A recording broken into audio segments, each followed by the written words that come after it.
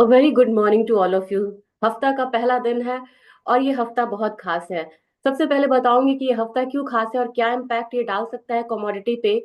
19 दिसंबर 2024, ये मुझे मेरे ख्याल से हिस्ट्री में ऐसे जो हफ्ते होते हैं वो बहुत कम होते हैं जब तीन सेंट्रल बैंक्स की मीटिंग है। तीन सेंट्रल बैंक्स की मीटिंग एक हफ्ते में कोई खास बात नहीं है, लेकिन तीन सेंट्रल बैंक्स मीटिंग की जो नतीजे हैं वो उम्मीद है यहाँ पे अलग अलग रहेंगे। ये बहुत खास है। बैंक ऑफ जापान यहाँ पे अपना इंटरेस्ट रेट 25 बेसिस पॉइंट से बढ़ा सकता है। बैंक ऑफ इंग्लैंड यहाँ पे इंटरेस्ट रेट को अनचेंज रख सकता है। और साथ में फेड का इंटरेस्ट रेट का डिसीजन भी है, यानी कि फेड जो है यहाँ पे 25 बेसिस पॉइंट से इंटरेस्ट रेट को कम कर सकता है। तो ये काफी कहते हैं कि एंटरटेनिंग वीक होगा कि क्या रिएक्ट करेगा एसेट क्लास यहाँ पे। एसेट क्लास क्लास क्या रिएक्ट करेगा ये भी देखेंगे चार्ट्स पे। सबसे पहले इस बार मैं आपको चार्ट से पहले ट्रिगर ही दिखाना चाहूंगी कि क्या क्या ट्रिगर है यहाँ पे। काफी इंपॉर्टेंट है ये जानना, क्योंकि इसके बाद ही आप यहाँ पे अच्छे से ट्रेड कर पाएंगे। तो शेयर करके सबसे पहले मैं यहाँ पे इकोनॉमिक चार्ट्स का ही ये पेज यहाँ पे लगाना चाह रही थी। तो हाँ, ये ऑलरेडी यहाँ पे है। तो शुरुआत करते हैं आज से अगर देखा जाए तो यहाँ पे यूएससी का यहाँ पे मैन्युफैक्चरिंग डेटा, यहाँ पे पीएमआई है, ये यहाँ पे घट के आ रही है, यानी कि डेटा अच्छा नहीं है। और साथ में सर्विसेज पीएमआई भी यहाँ पे बढ़िया नहीं है, कल की बात की जाए। लेकिन आप खास बात देखिए, ज्यादातर मंडे को बहुत इंपॉर्टेंट डेटा नहीं होता है यूएस से, इस बार यहाँ पे है। अगर ट्यूसडे की बात की जाए तो ट्यूसडे में यहाँ पे कोर रिटेल सेल्स डेटा है, थोड़ा इंप्रूव होके यहाँ पे आ रहा है। वेंसडे को देखा जाए तो सीपीआई डेटा है, यहाँ पे यूके फ्रंट पे वो बढ़ के आ रहा है। सीपीआई डेटा है यूरो एरिया का, वो भी बढ़ के आ रहा है। साथ में क्रूड ऑयल की इन्वेंट्रीज है जो कि काफी ज्यादा फर्क डालेगा क्रूड ऑयल प्राइसेस पे। अब यहाँ पे 19 है, 19 में सबसे पहले आपका ध्यान यहाँ पे ट्रैप करना चाहूंगी। Fed interest rate decision 4.75 4.5%।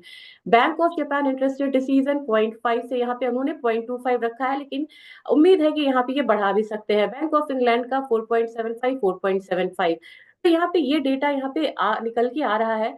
साथ में जो होम सेल्स डेटा है ये यहाँ पे बढ़ के आने की उम्मीद है। और चलते हैं फ्राइडे। यहाँ पे कोर पीसी प्राइस इंडेक्स है यूएस का, जो कि यहाँ पे घट के आने की उम्मीद है। तो ये आप देख सकते हैं कि ये कुछ डेटा था जो ट्रिगर्स थे यहाँ पे। अब आपको देखना होगा कि यहाँ पे फिर भी गोल्ड में बहुत ज्यादा रिएक्शन क्यों नहीं आ रहा है। गोल्ड एक करेक्शन मोड में ही अभी क्यों है।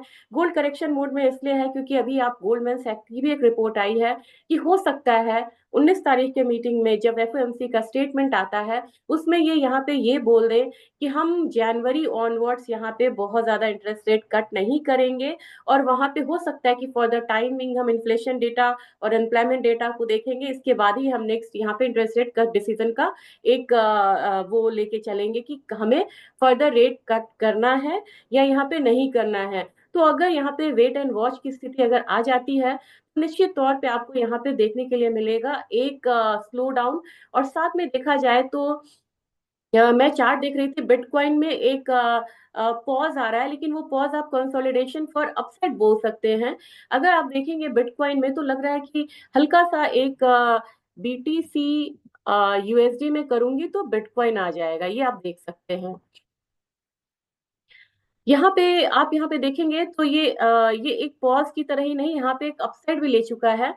ये यहाँ पे आपको गोल्ड के अट्रैक्शन को कम करेगा और फिर से एक जो अपसाइड है वो देखने को मिल रहा है। अगर अपना स्पॉट गोल्ड लेंगे तो स्पॉट गोल्ड यहाँ पे एक पॉज ले रहा है। अगर आपको यहाँ पे बाइंग करनी, मुझे नहीं लग रहा कि बहुत तगड़ी बाइंग यहाँ पे गोल्ड में फिलहाल आएगी, लेकिन 2666 यानी कि स्पॉट पे आप यहाँ पे खरीद करके चल सकते हैं। और मेरे ख्याल से यहाँ पे एक 2666 तक का जो भाव है वो देखने को मिलेगा ना, यानी कि आप कह सकते हैं कि 12 से 13 डॉलर तक का जो एक अपसाइड है वो यहाँ पे देखने को मिलेगा। तो अपसाइड केप्ड है 2665 की तरफ। अगर यहाँ पे हम सपोर्ट लेते हैं तो सपोर्ट हमारा 2628 की तरफ है, यानी कि डाउनसाइड पोटेंशियल इस बार थोड़ा सा ज्यादा लग रहा है। तो देखना होगा कि फंड में किस तरीके का रिएक्शन आता है। अगर 2666 के ऊपर की क्लोजिंग होती है देन हम लोग कह सकते हैं कि नेक्स्ट टारगेट फिर से अगेन यहाँ पे 2685 डॉलर का होगा। अगर फ्यूचर्स में बात की जाए तो आप देख सकते हैं 70 और यहाँ पे 52 मान लेते हैं, थोड़ा सा यहाँ पे कम हुआ है, गैप स्प्रेड कम हुआ है। और यहाँ पे भी अपसाइड जो है 2689 डॉलर के करीब यहाँ पे रहना चाहिए। अब यहाँ पे बात की जाए सिल्वर की, तो सिल्वर में भी यहाँ पे एक पॉज लेती हुई कमोडिटी दिख रही है। यहाँ पे एक अपसाइड आ सकता है, $31.5 तक यहाँ पे आ सकता है। क्रूड ऑयल यहाँ पे बिल्कुल ही रेंज में है, क्रूड ऑयल का रेंज यहाँ पे एक मुझे लग रहा है कि डाउनसाइड यहाँ पे रहेगा। और डाउनसाइड अगर रहता भी है तो बहुत ज्यादा नहीं, $70 तक एक डाउनसाइड जो है वो रहेगा पॉज। और हमारी मार्केट की बात की जाए तो मुझे लग रहा है कि काफी रेंज में ये कमोडिटी रहेगी अभी। तो हमारे मार्केट में 6011 का है, मैंने यहाँ पे आपको टारगेट दिया था 6025 के करीब का, लेकिन ये काफी हाईयर साइड गया था, 6049 गया था। होप सो आपका ट्रेड यहाँ पे प्रॉफिटेबल होगा। मैं इसमें अभी यहाँ पे बहुत ज्यादा डाउन साइड नहीं रहूंगी, क्योंकि यहाँ पे हेज फंड्स लॉन्ग पोजीशंस को क्रिएट कर रहे हैं। और वो तब करते हैं जब मार्केट बिल्कुल लोअर साइड रहती है, जब वो हमारा मार्केट पूरा घिरा रहता है कि सारे न्यूज बेयरिश है, तो वो लोअर साइड पे हम अपने लॉन्ग पोजीशंस को बनाते हैं। वो हमसे पहले अर्ली एग्जिट लेते हैं और अर्ली एंट्री लेते हैं और अर्ली एग्जिट लेते हैं। तो यहाँ पे मैं यहाँ पे बहुत डाउन साइड नहीं यहाँ पे मान रही हूँ, 5975 तक मैक्सिमम यहाँ पे फिलहाल रहना चाहिए। और एक अपसाइड जो है वो आपका कैप रहेगा यहाँ पे 6036 के करीब। तो मेरे ख्याल से अगर बाइंग करनी भी है करेक्शन पे करिए, 3060 का टारगेट यहाँ पे रखते हैं। इंटरनेशनल मार्केट में यहाँ पे नेचुरल गैस जो है बिल्कुल रेंज में है, अब ये कमोडिटी डाउनसाइड इसने लिया था। और यहाँ पे अपनी बाजार की बात की जाए तो मुझे लग रहा है क्लियर आपको दिख रहा है कि एक करेक्शन ये लेगा। तो आज के दिन बिल्कुल बाइंग को अवॉइड करिए। और यहाँ पे आप अगर डाउनसाइड देखते भी हैं तो मेरे ख्याल से 2667 5 रुपए तक के लिए आप सेलिंग करके चलिए। रही बात यहाँ पे जिंक की, जितने भी अपने काउंटर्स हैं अपने ये वाले सारे निगेटिव दिखा रहे हैं। लेकिन तैयार रहिए, क्योंकि नवंबर मंथ में पहली बार चाइना का एफडीआई फ्लो 6% से बढ़ा है। ओवरऑल पूरे साल बेरिश रहा है यहाँ पे, लेकिन नवंबर से एटलीस्ट वहां पे ग्रीन शूट्स, ग्रीन सिग्नल्स आने शुरू हुए हैं। तो यहाँ पे तो 287 के प्राइसेस आ रहे हैं। अगर 288 से ऊपर जाती है तो ये कमोडिटी में 291 के लिए यहाँ पे एक बाय रहेगा। लेड में मुझे लग रहा है कि लेड जो है वो एक बाइंग दे सकता है 281 के लिए। एल्यूमिनियम में भी इनफैक्ट आपको थोड़ा सा करेक्शन देखने को मिलेगा, करेक्शन में ही यहाँ पे रहिए, 242 तक प्राइसेस है। कॉपर प्राइसेस यहाँ पे हायर साइड पे स्टे बिल्कुल नहीं किया और नीचे की तरफ आया है। तो मेरे ख्याल से ये वाला जो लो है इसको मान के हम चलेंगे कॉपर में। और कॉपर में 803 808 के करीब आपको एक लॉन्ग पोजीशन बनाने का मौका मिलेगा। लेकिन आप देखिए वॉल्यूम सारे यहाँ पे निगेटिव है, आपको नेगेटिव साइड रहने की जरूरत है। जीरा प्राइसेस अगेन एक बाउंस लिया है, जीरा में बाउंस लेने के बाद अब अगेन हम चलेंगे 24,250 के टारगेट के लिए। 150 का टारगेट, नीचे का स्टॉप लॉस 24,000 30 रुपए का आप लगा सकते हैं। टर्मरिक में फिर से एक बाइंग आई है और इस बार ये कंसोलिडेट कर रहा है, ब्रेकआउट आता है तो फिर यहाँ पे हम 14,400 तक के लेवल देखेंगे, तो बाइंग में ही रहेंगे यहाँ पे।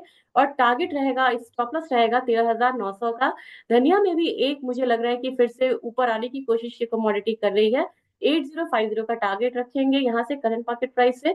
और यहाँ पे जो डाउन साइड है मुझे लग रहा है 7920 तक यहाँ पे हो सकता है, तो उसको स्टॉप लॉस लेके चले। कैस्टर बिल्कुल रेंज में कमोडिटी है और डाउन साइड ही दिखा रहा है, ये गैप फिल करने के लिए ये आ सकता है, ये वाला आप गैप देख रहे हैं ना, ये गैप फिल करने के लिए नीचे आ सकता है। तो इसका टारगेट है 62 65 66 का मान सकते हैं। तो अभी यहाँ पे आप मान के चलिए कि 35+12 यहाँ पे आपको 47 रुपीज का जो डाउन साइड है वो अभी और यहाँ पे है। और गुआर सीड गुआरगम में अभी बहुत ज्यादा कोई भी यहाँ पे अपसाइड देखने का चांसेस बहुत कम है यहाँ पे। ये कमोडिटी ऐसी है, लगातार मैं ट्रैक कर रही हूँ, लेकिन इसने नीचे से थोड़ा सा अपने आप का मतलब लेवल जो है वो बढ़ा है। तो अपना अपसाइड टारगेट 5192 का होगा, स्टॉप लॉस इसका लगेगा 5075 का। और यहाँ पे बात की जाए ग्वारगम की, तो ग्वारगम में भी नीचे से रिकवरी आ रही है, लेकिन इसको ही 9 डेज ईएमए को टारगेट करिए, 10,070 का टारगेट रखिए, स्टॉप लॉस लगाइए 9900 के करीब का। कोकुट बिल्कुल रेंज में है। और कोकुट के बारे में एक क्वेरी आई थी, वो सर से मैं यहाँ पे बोलना चाहूंगी कि कोकुट में उन्होंने कहा था कि क्यों इतनी सेलिंग है। सर कोकुट में सेलिंग इसलिए है कि बाकी जो मील्स है ना, जैसे आप सोया मिल ले, वो काफी सस्ता हो गया हुआ है।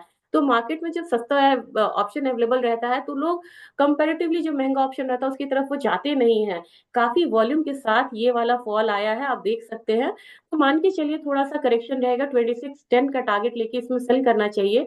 और जब तक बाकी ग्वार मील है, सोया मील है, ये सब के प्राइसेस बहुत कम रहेंगे, तब तक कोकोड में बहुत उछाल देखने को नहीं मिलेगा। तो इस कमोडिटी में फिलहाल मैं बहुत एग्रेसिव बाइक के लिए सलाह नहीं दूंगी। जाते जाते अपना आईएनआर जरूर देखिए, आईएनआर थोड़ा सा अप्रिशिएट होने की कोशिश कर रहा था, लेकिन यहाँ पे एक सपोर्ट लेता हुआ अगेन मुझे लग रहा है कि अपना टारगेट 84.85 का यहाँ पे रख के चल सकते हैं। तो इस तरीके से आप ट्रेडिंग करिए। गोल्ड में करेक्शन पे बाय, सिल्वर में यहाँ पे बाय करना चाहिए। सिल्वर मैंने आपको ये नहीं बताया कि सिल्वर में कहाँ तक रहना चाहिए बाइंग का। इंटरनेशनल मार्केट तो मैंने आपको दिखाया था, अपनी मार्केट जाने से पहले मैं एक बार दिखाना चाहती हूँ। सिल्वर हमारा यहाँ है 91,044। मैंने आपसे इसमें डाउनसाइड का बोला था कि एक करेक्शन आएगा, ये लेवल पे ये एक करेक्शन जो है रुक सकती है यहाँ पे। तो करीब करीब आपको 90,400 के करीब अगर आता है, 90,800 पहला टारगेट था मेरा, मुझे याद है, और 90,500 मेरा दूसरा टारगेट था। दूसरे टारगेट के करीब अगर आती है तो यहाँ पे बाइंग करो, और यहाँ से अगर रिवर्सल आता है तो बाइंग का टारगेट आपका 92,300 का होना चाहिए, और ये एक दिन का टारगेट नहीं है, इस हफ्ते का टारगेट रहेगा। तो मेरे ख्याल से ये यहाँ पे क्लैरिटी सिल्वर में भी आ गई है। सिल्वर में करेक्शन पे सेल कर बाय करिए, या फिर आपको लग रहा है कि थोड़ा सा 90,600 से ऊपर जा रही है ये कमोडिटी और स्टेबल होकर ट्रेड कर रही है अपसाइड, तो आप फिर वहां पे बाय करके चल सकते हैं। सतर्क होके बाय करिए, बी अलर्ट, और यहाँ पे प्रॉफिट बुकिंग करनी है, पोजीशन को इस वक्त कैरी फॉरवर्ड नहीं करना है, एक्सेप्ट आपको सिल्वर में और गोल्ड में। और मुझे लग रहा है कि इसी के साथ आप मतलब ग्वार में भी इंट्राडे ही यहाँ पे रहेगा टारगेट। टर्मरिक और जीरा में आपका पोजिशनल हो सकता है। बाकी में आप कोशिश करिए इंट्राडे ट्रेड करने का।